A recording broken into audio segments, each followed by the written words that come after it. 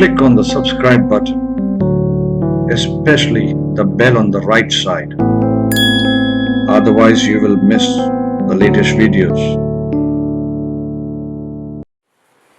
गुरुर् ब्रह्मा गुरुर्विष्णू गुरुर्देवो महेश्वरा गुरु साक्षात परब्रह्म तस्मै श्री गुरवे नमः। आज मेरे ख्याल से हम लोग ये कुंडली के चार्ट में सबसे मेरे हिसाब से सबसे महत्वपूर्ण स्थान ये है लग्न स्थान, और उसके नीचे ये दशम स्थान जिसको हम लोग कर्म बोलते हैं। नॉर्मली ऐसे देखा जाता है कि आदमी को हम लोग पहचानते हैं, वो उसके एक तो पर्सनालिटी, एक पर्सन करके पहचानते हैं और पर्सनालिटी से पहचानते हैं। पर्सनालिटी जो हमें मालूम होती है वो लग्न भाव से मालूम होती है, जिसका श्लोक है शरीर वर्णाकृति लक्षणानि यशो गुण स्थान सुखा सुखानी। मतलब ये शरीर वर्णाकृति लक्षणानि, ये आदमी कैसे दिखने वाला है ये हमें लग्न बताएगा। लेकिन ये आदमी कर्म क्या करने वाला है ये दिखने के जितना ही इंपॉर्टेंस है। मैं आपको एक उदाहरण के तौर पे देता हूं कि जैसे कि आप मुझे संबोधित करेंगे तो बोलेंगे सर।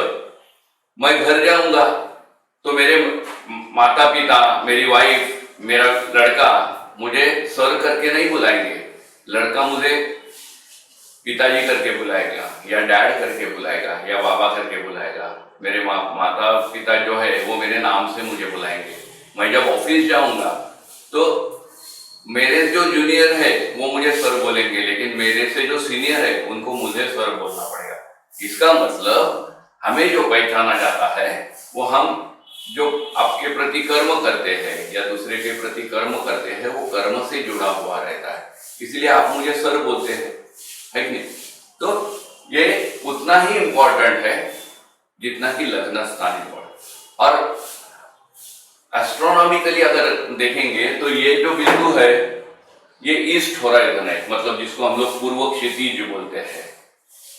और पूर्व क्षितिज से ऊपर आते आते सबसे ऊंचा, मतलब मेरे सर के ऊपर का जो बिंदु है ये दशम बिंदु है। तो ये सबसे महत्वपूर्ण होता है। ये जो कर्म है वो इसके नियंत्रण में है। एक थोड़ा मैं अलग डायमेंशन देने की कोशिश आपको करता हूं कि अगर ये कर्म इसके नियंत्रण में है तो आप कोई भी ग्रह अगर देखेंगे, ग्रह की पोजीशन देखेंगे, तो कोई भी ग्रह के दशम भाव में आने वाला ग्रह जो है वो उसको बल देगा, क्योंकि वो उसके कर्म में आता है, वो ग्रह के कर्म में आता है। तो इसीलिए ये स्थान जो है वो मेरे ख्याल से एज अ पर्सन सबसे महत्वपूर्ण है। तो यहां से क्या क्या देखा जाता है, हम लोग देखते हैं कि जातक पारिजात में बताया गया है कि आज्ञा मान विभूषण आदि, मतलब आज्ञा मतलब अधिकार। ये आदमी का अधिकार क्या है, ये आदमी क्या है, हैसियत क्या है, ये आदमी की पावर क्या है, ये हमें ये मान मतलब ये कौन से पोजीशन में रहा है। विभूषण आदि मतलब ये दाग दागिने का शौकीन है या नहीं।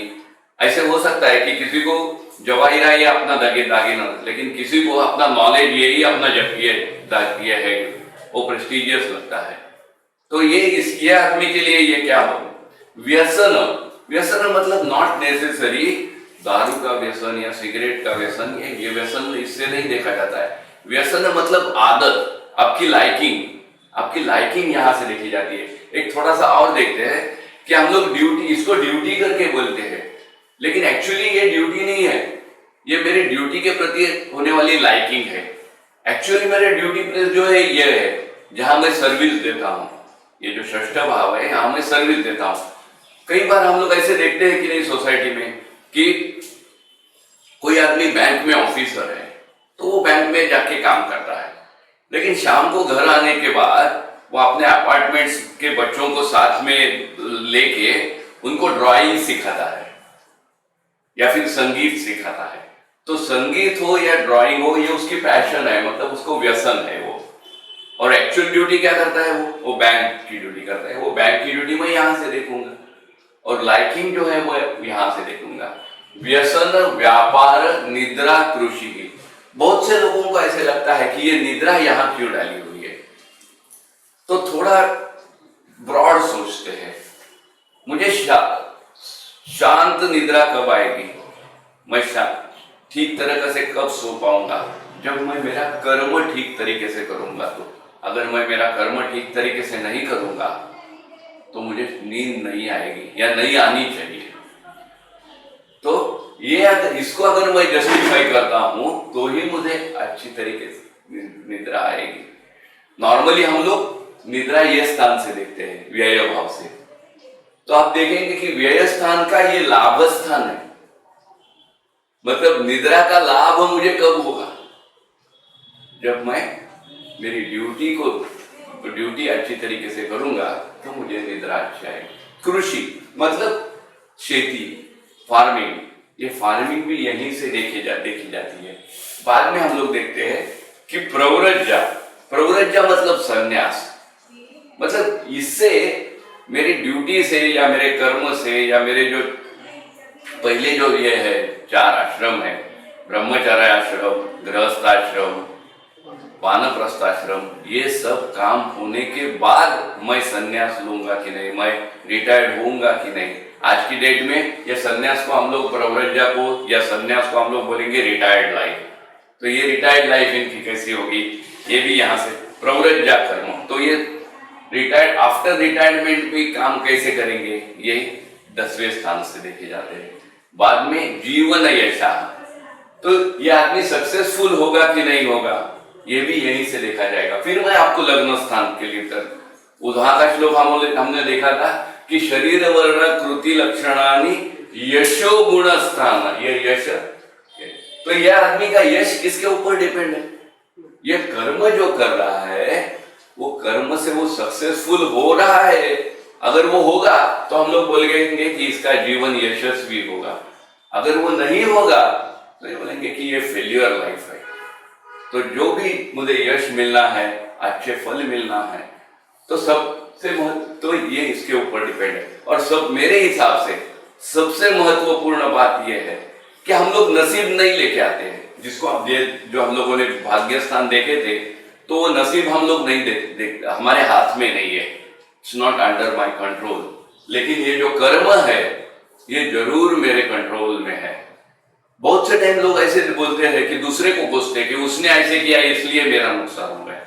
मैं एक थोड़ा और डायरेक्शन देने की कोशिश करता हूँ। उसने ऐसा किया तो वो उसका कर्म कर रहा है, उसके ऊपर आपका कोई नियंत्रण नहीं है। लेकिन आपका नियंत्रण अपने कर्म के ऊपर है कि नहीं, ये आप है।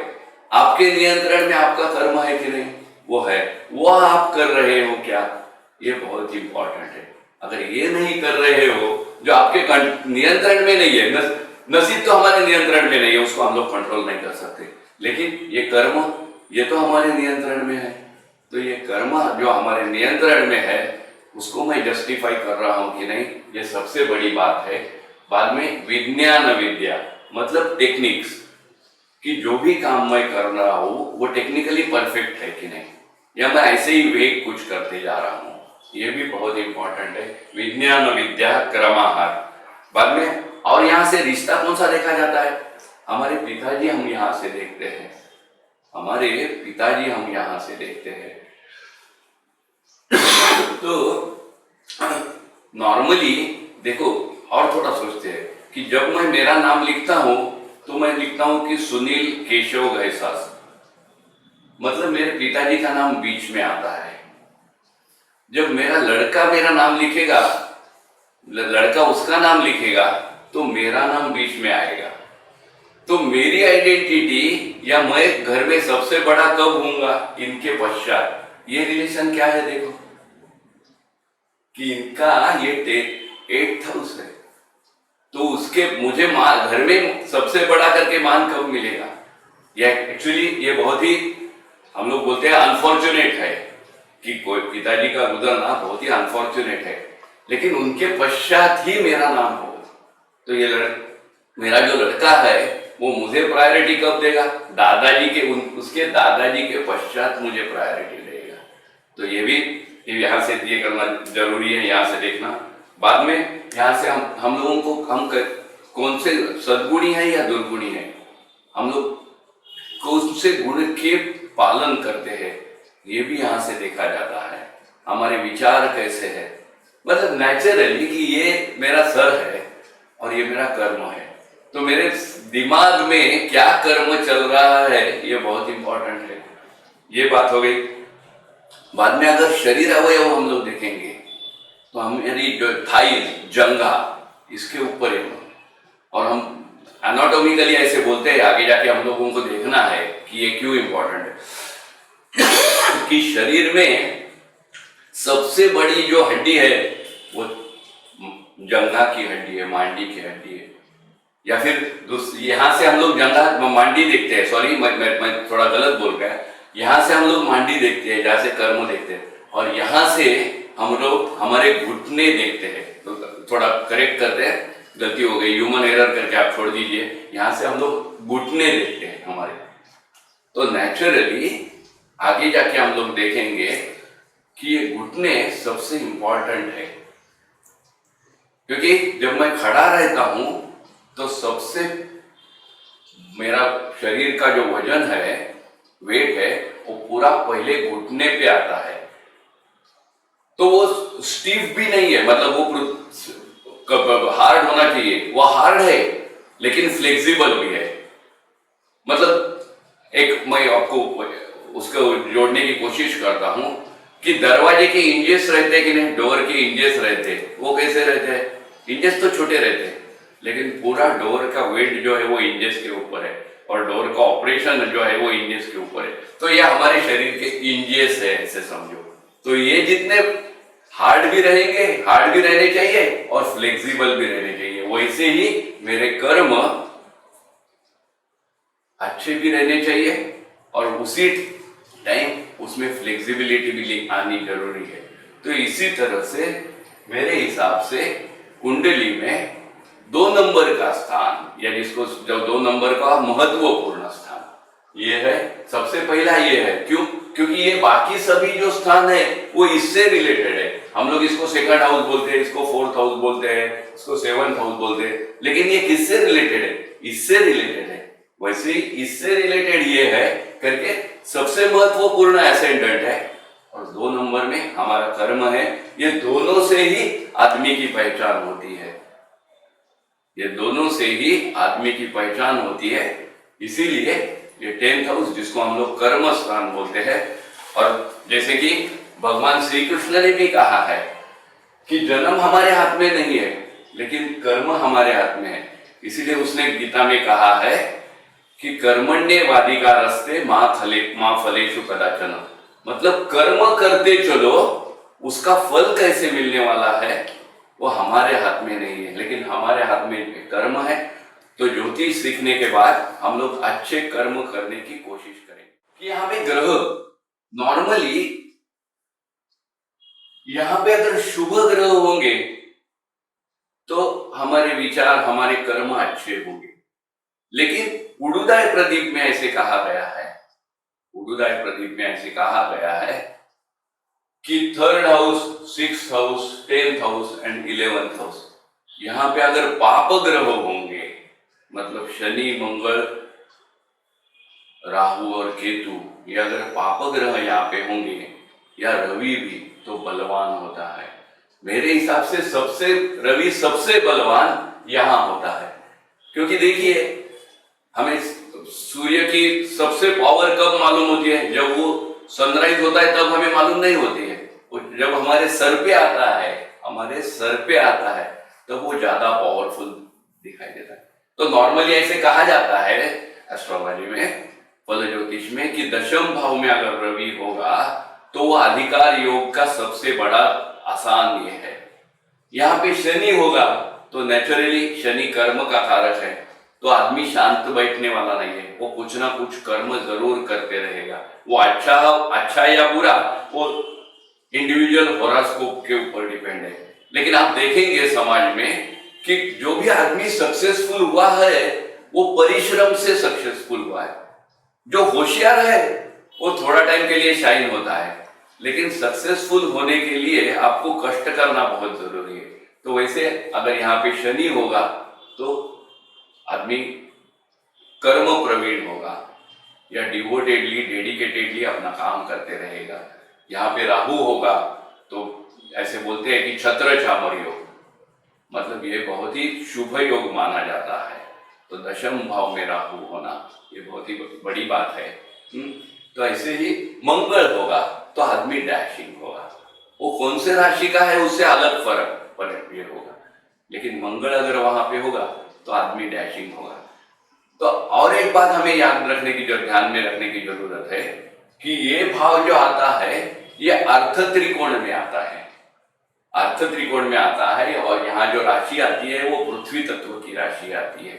तो नेचुरली हम जो भी कर्म करेंगे वो कर्म से कुछ ना कुछ तो लाभ मिलना चाहिए। ऐसे ही कर्म के से हमें हमारी अपेक्षा होगी। आगे जाके हम लोग देखेंगे कि इसका जो धन भाव है मतलब ये, तो वो क्या फल देगा, ये आगे जाके हम लोग देखेंगे।